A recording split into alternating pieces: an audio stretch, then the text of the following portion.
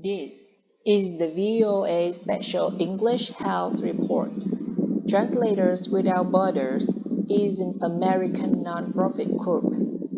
It provides language services to non-governmental organizations, such as Yes, Doctor Without Border.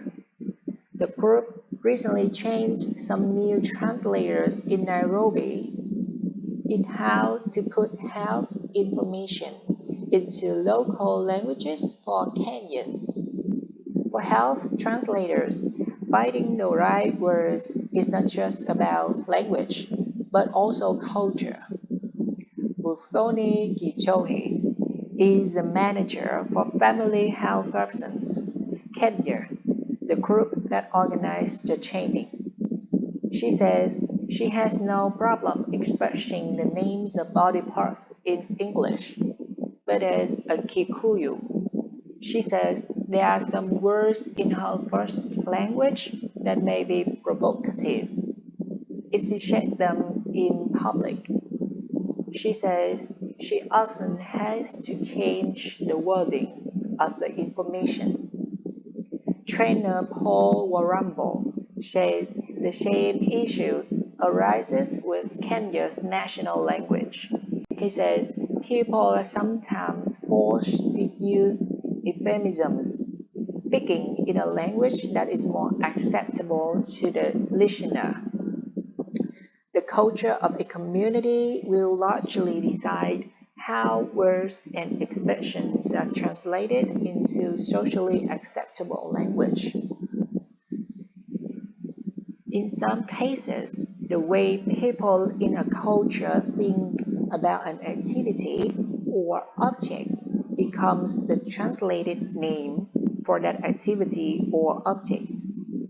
For example, Paul Warambo says that in Kiswahili, the common translation for the term sexual intercourse is to do something bad.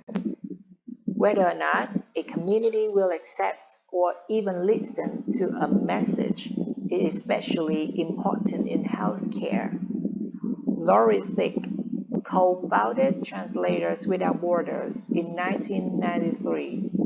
She says, in general, a lot of development organizations have often overlooked the importance of a language in changing health behavior. Lori Thicke says people generally do not think of translation, but she says it is important when sharing information, whether it is how to take medicine or where to find supplies in a crisis situation. Muthoni Gichohi and her team recently opened a health information center in a Maasai community. She learned that young Maasai cannot say some things in the presence of their leaders. Also, men are usually the ones who speak at public gatherings, so people might not accept a message given by a woman. For VOA Special English, I'm Alex Villarreal.